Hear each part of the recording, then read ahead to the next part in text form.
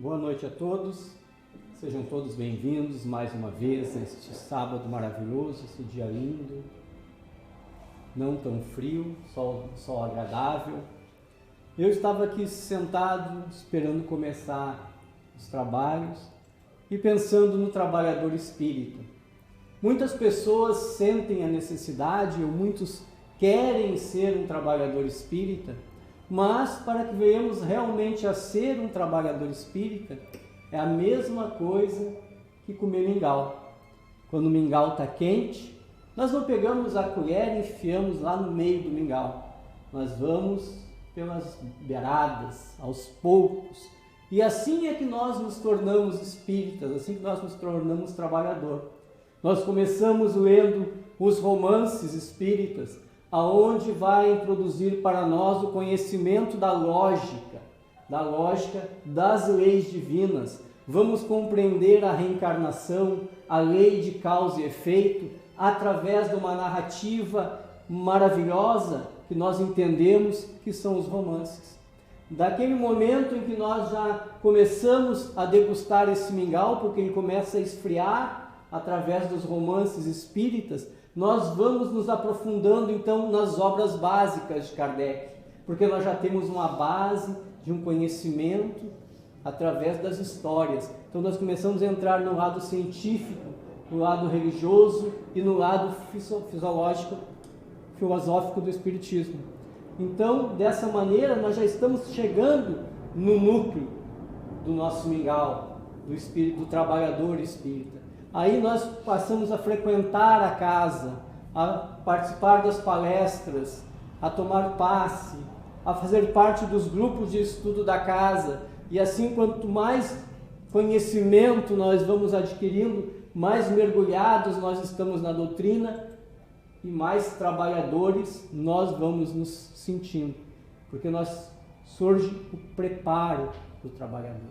Até que chega um momento que é a parte mais gostosa do mingau, que é o centro do mingau, é onde nós vamos então para o mediúnico. E no mediúnico nós vamos exercer as nossas atividades de trabalhador. Porque eu costumo dizer que aquele que entra na doutrina espírita, mas não se torna um trabalhador do mediúnico, ele não se tornou um trabalhador, ele é apenas um frequentador da doutrina. Então, para que as pessoas possam entender e compreender que há todo um caminho para se chegar a um determinado ponto de conhecimento. Porque nós não podemos pegar a colher e ir direto no meio do mingau que nós vamos nos queimar. Então, se nós quisermos entrar na doutrina, ir para o trabalho mediúnico sem todo esse preparo, nós vamos nos queimar. Nós não vamos entender e compreender como funciona o processo e muito menos a responsabilidade que é ser um trabalhador espírita. Então, essas foram as minhas palavras. Agora vamos fazer a nossa abertura.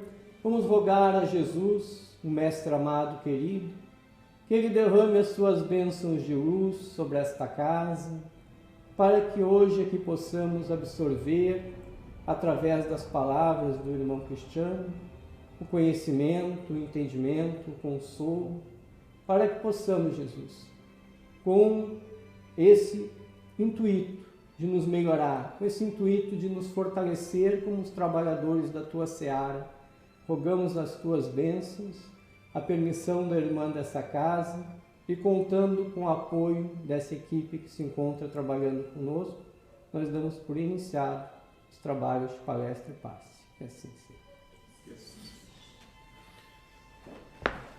Bom, uma boa noite a todos.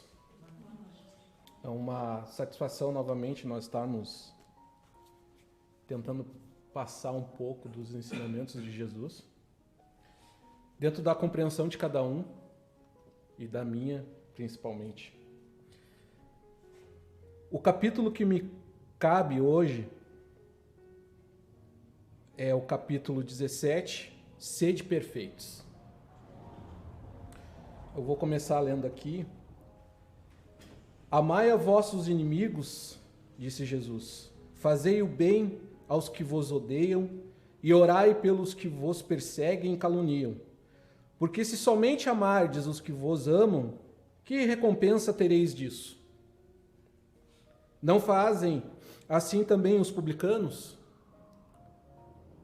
Se unicamente saudardes os vossos irmãos, que fazeis com isso mais do que os outros? Não fazem o mesmo os pagãos? Pois vós outros perfeitos, sede, pois, vós outros perfeitos, como perfeito é vosso Pai Celestial. Kardec, logo em seguida, nos dá a seguinte parecer. Pois que Deus possui a perfeição infinita em todas as coisas, esta proposição, sede perfeitos como perfeito é vosso Pai Celestial, tomada ao pé da letra, presuporia a possibilidade de atingir-se a perfeição absoluta. Se a criatura fosse dado ser tão perfeita quanto o Criador, tornar-se-ia ela igual a este, o que é inadmissível. É interessante de nós pegarmos, e muitos, eu, inclusive, principalmente eu, pensei, quando eu li, eu pensei comigo assim, Jesus não está muito bem da cabeça.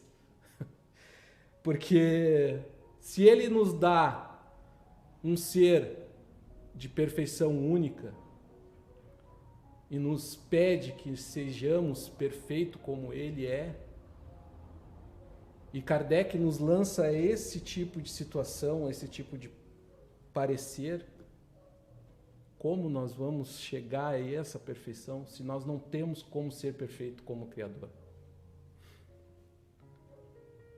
Mas Jesus, ele estava falando para irmãos, nós, principalmente, porque como somos seres reencarnantes, e nós naquela época, nós éramos muito ignorantes de conhecimento.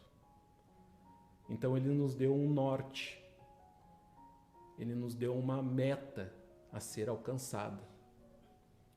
Não que nós vamos conseguir atingir essa meta, mas ele quis nos colocar o processo de evolução do nosso ser. O processo de evoluir, ele estava querendo nos ensinar já naquela época. Porque se ele se colocasse como sendo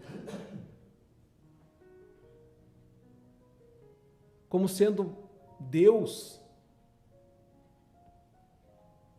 ele já estaria infringindo uma lei. Então ele nos dá essa colocação de nós seguirmos na evolução. Mais adiante, Kardec ainda nos diz: os homens a que Jesus falava não compreenderiam essa nuance, pelo que ele se limitou a lhes apresentar um modelo e dizer-lhes que se esforçassem pelo alcançar. Aquelas palavras, portanto, devem entender-se no sentido da perfeição relativa, a de que a humanidade é suscetível e que mais a aproxima da divindade. Em que consiste essa perfeição? Jesus o diz: em amarmos os nossos inimigos, em fazermos o bem aos que nos odeiam e orarmos pelo que nos persegue. Jesus nos ensina a caridade, mas não a caridade praticada da boca para fora.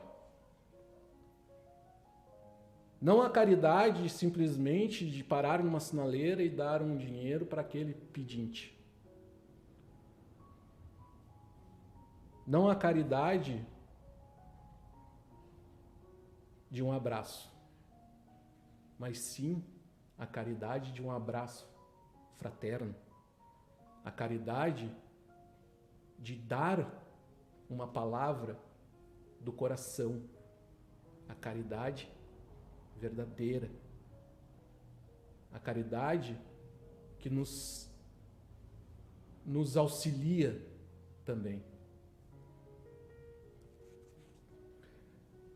Mostra ele desse modo que a essência da perfeição é a caridade. A sua mais ampla acepção, porque implica a prática e todas as outras virtudes. Com efeito, e se observam os resultados de todos os vícios, e mesmo dos simples defeitos, reconhecer-se-á nenhum haver que não altere mais ou menos o sentimento da caridade, porque todos têm seu princípio no egoísmo e no orgulho, que lhes são a negação. É isso porque tudo que sobrescita o sentimento da personalidade destrói.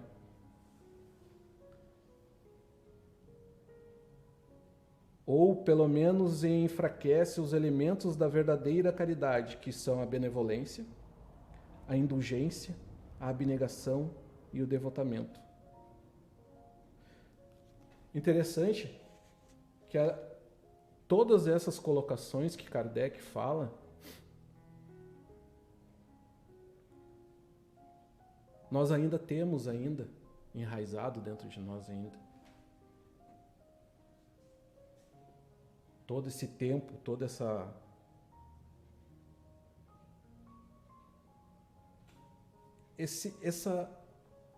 evolução nossa.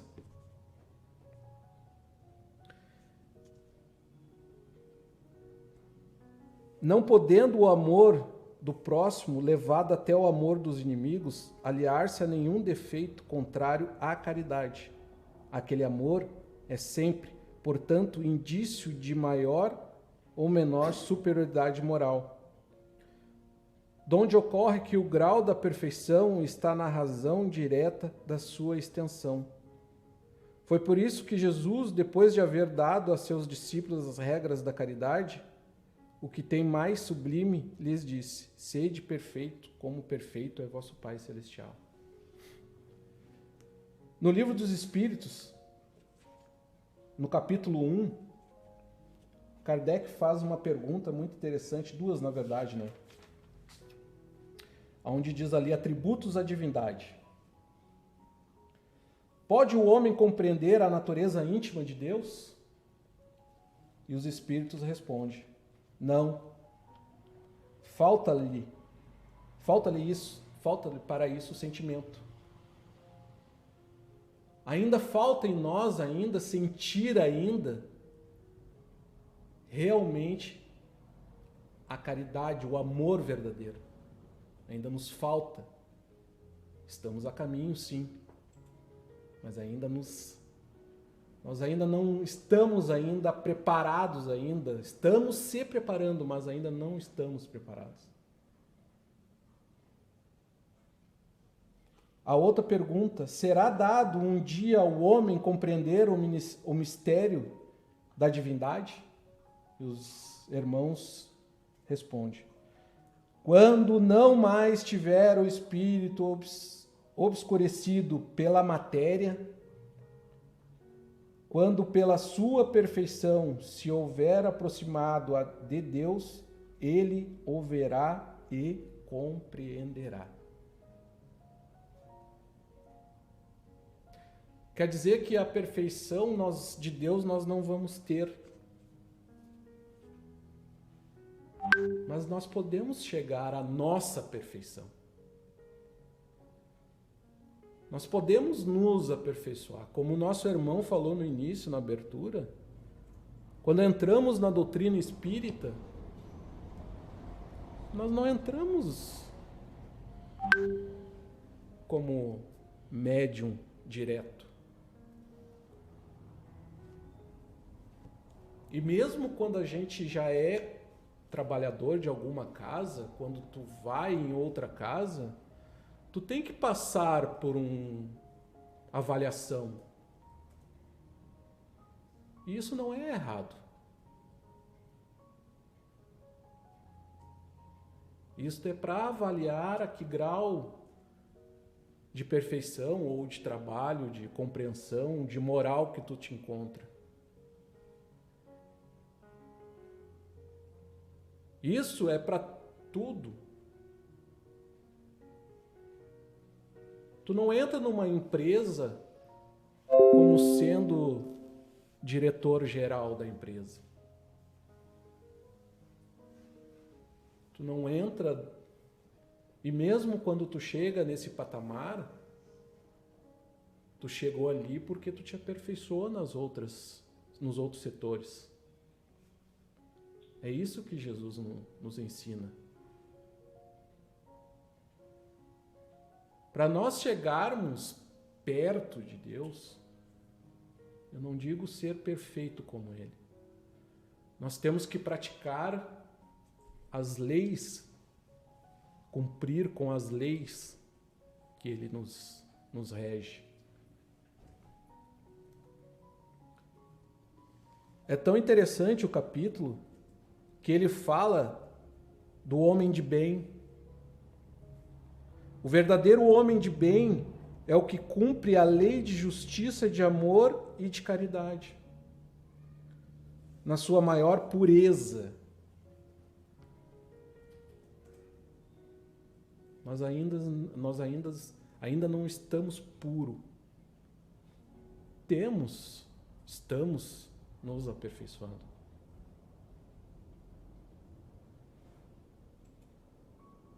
Esta semana aconteceu 2 situações. Uma, na verdade, quem acompanhou o noticiário da recém-nascida, ali houve muito julgamento. Recém-nascida que foi arremessada pela mãe. Ali houve muito julgamento. Eu não tiro aqui a responsabilidade da mãe, porque todos nós somos responsáveis pelos nossos atos. Mas ela vai ter algum atendimento agora? Ela precisa de um atendimento também. Ela precisa, além de ser cobrada, vamos dizer assim, ela precisa ser tratada. Ela precisa de uma compreensão, ela precisa ter o abraço também. Tem sim que responder pelo que ela fez, mas não só responder. Um filho, a gente não coloca de castigo e simplesmente tira do castigo sem explicar o porquê que ele está de castigo.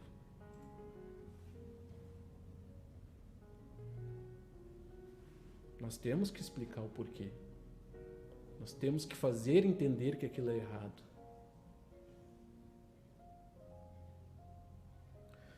Se ele interroga a consciência sobre seus próprios atos, a si mesmo perguntará se violou essa lei, se não praticou o mal, se fez todo o bem que podia, se desprezou voluntariamente alguma ocasião de ser útil, se ninguém tem qualquer queixa dele, enfim, se fez a outrem tudo que desejara lhe fizesse.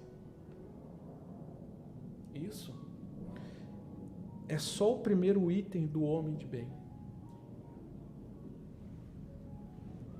É uma evolução. É uma evolução que nos pega, nos prega Kardec aqui. Interessantíssima. E no final ainda ele diz assim: não ficam assim enumeradas todas as qualidades que distinguem o homem de bem. Vejam vocês que ele há ainda situações a ser melhorada. É essa a perfeição que Jesus nos ensina. A busca constante do aperfeiçoamento. A busca constante do se ajudar para ajudar. A lição nos traz ainda os bons espíritas.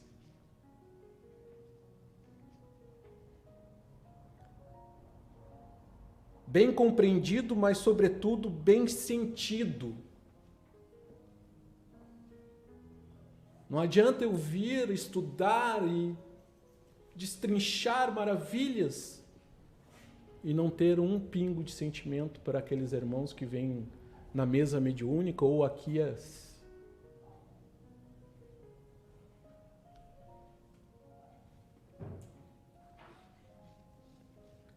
O Espiritismo leva os resultados acima expostos, que caracterizam o verdadeiro espírita, como o cristão verdadeiro, pois que um mesmo é que o outro. O Espiritismo não institui nenhuma nova moral. O Espiritismo não veio derrubar moral nenhuma. Ele veio nos aguçar a inteligência. Ela veio nos propor que buscamos a verdade. Busquemos a conhecer o que Jesus pregou naquela época, porque naquela época, como diz no início, pregava para irmãos de pouco conhecimento. E ele não poderia colocar a mais, porque eles não iriam compreender.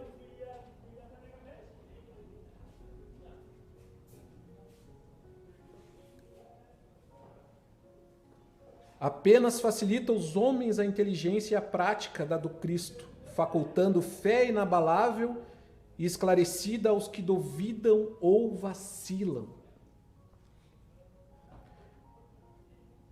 Muitos, entretanto, dos que acreditam nos fatos de manifestações, não lhes aprendem as consequências, nem o alcance moral. Ou se os aprendem, não os aplicam a si mesmos. É interessante de eu estar aqui na frente, estar passando todo esse ensinamento, ou tentando passar todo esse ensinamento, e a primeira pessoa, que sou eu, não aplicar em mim. Eu não vou estar em busca da perfeição. Eu vou estar iludindo e me iludindo. Eu tenho que aplicar em mim. Todo o conhecimento, toda a moral, todo o respeito, todo o amor, toda a caridade, eu tenho que aplicar em mim. Eu tenho que botar isso à frente em tudo o que eu faço.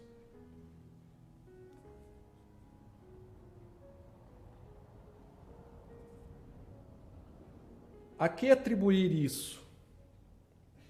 Há alguma falta de clareza da doutrina? Não, pois que ela não contém alegorias nem figuras que possam dar lugar a falsas interpretações. Ela não mudou nada. Dos ensinamentos do Cristo, ela não mudou nada. Ela não mudou nenhuma palavra, nenhuma vírgula, nada do que Jesus nos ensina. Ela esclareceu. Ela é uma ferramenta que nos ajuda na evolução, no aperfeiçoamento.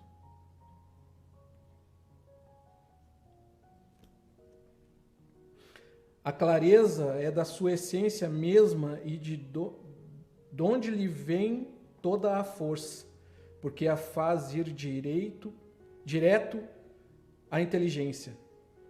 Nada tem de misteriosa em seus iniciados, e seus iniciados não se acham de posse de qualquer segredo oculto ou vulgo. Como disse o nosso irmão no início. Não existe mistério. Não existe fantasia. Não existe mágica.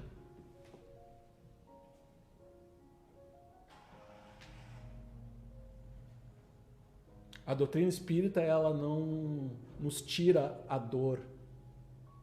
Ela nos ensina a compreender a dor. Ela é uma doutrina consoladora.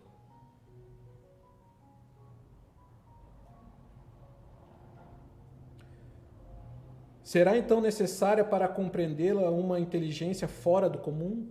Não. Tanto que há homens de notória capacidade que não a compreendem. Há irmãos inteligentes, facultados, conhecedores, mas não compreendem ainda que fora da caridade não há salvação.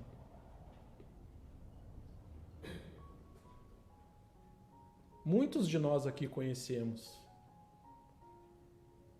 Nós mesmos aqui, nós comentamos, e muitos aí que a gente escuta. Ao passo que inteligências vulgares, moços mesmo, apenas saídos da adolescência, lhe aprendem com admirável precisão. Quantos de nós aqui assistem palestras, às vezes no YouTube, de irmãos que têm 20 anos de idade?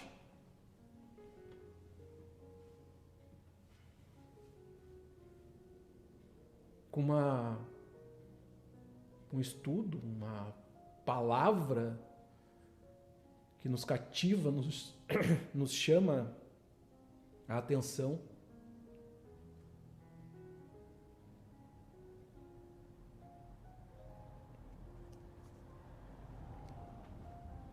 Os mais delicados matizes. Provém isso de que a parte, por assim dizer, material da ciência somente requer olhos que observam, enquanto a parte essencial exige um certo grau de sensibilidade, a que se pode chamar maturidade do senso moral.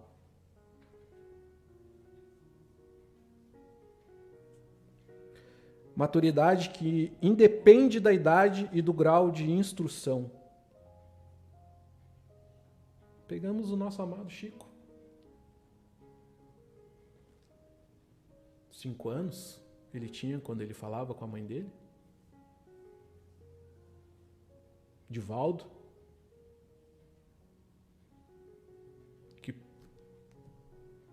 Que conhecimento eles tinham?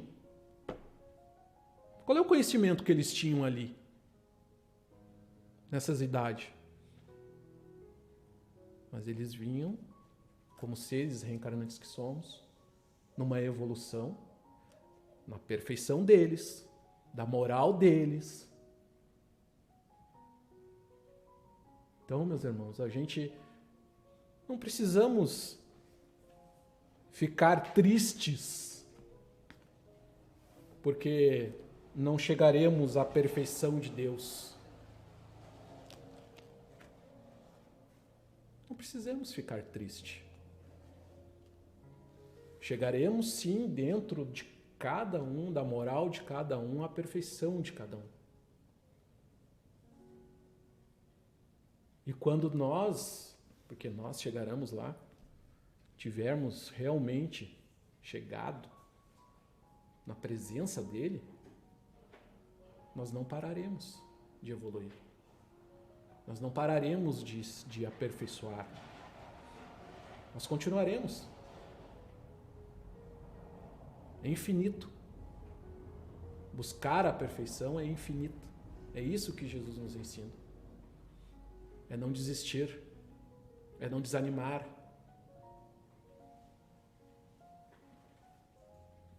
É viver é viver. Estamos hoje na angústia, estamos hoje na dor,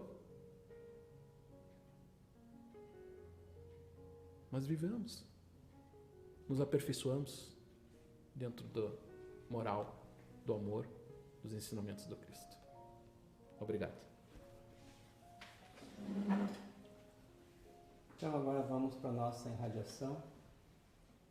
Vamos mentalizar o Mestre Jesus, convidando para que Ele conosco percorra a nossa casa, nosso lar, aonde lá se encontram os nossos parentes, amigos, familiares, para que Ele possa transcorrer cada cômodo de nossa casa, a iluminando, a tornando um lugar de paz, tranquilidade. Mas queremos rogar-te também, Jesus, por aqueles irmãos, por aqueles que cruzam o meu caminho, o nosso caminho, para que eles também recebam as tuas bênçãos de luz. Queremos te rogar por aqueles que trabalham no nosso serviço, aqueles que são colegas, para que eles também recebam a tua presença de bons pensamentos, de bons sentimentos. Queremos rogar-te, Jesus, também pelos médicos, auxiliares, enfermeiros, que nesse momento trabalhem, cuidando e amparando todo aquele irmão que se encontra no desequilíbrio do corpo físico. Sabemos também, Senhor, que muitos irão retornar à espiritualidade, mas que eles possam, ao chegar, ter a consciência de reconhecer, de encontrar um rosto amigo, um aperto de mão, um amparo, porque também sabemos, Senhor, quantos irão reencarnar novamente na face da terra, em lares amados, abençoados, mas temos aqueles também que serão abandonados e rejeitados. Que tu derrame as tuas bênçãos de luz, encaminhe, Jesus, os teus mensageiros, para que venham amparar a esses que aqui estão retornando. Mas lembramos também daqueles que, por um motivo ou outro, pela ignorância, se encontram nas drogas, nos presídios, que eles também possam receber as tuas bênçãos de luz, um tocar na consciência para um despertar, um tentar mudar a vida, pensar em novos rumos. Queremos te rogar, Jesus, por aqueles que governam este planeta, os presidentes, governadores, prefeitos, que eles tenham a consciência do trabalho que cai sobre cada um para transformar esse mundo em um lugar melhor.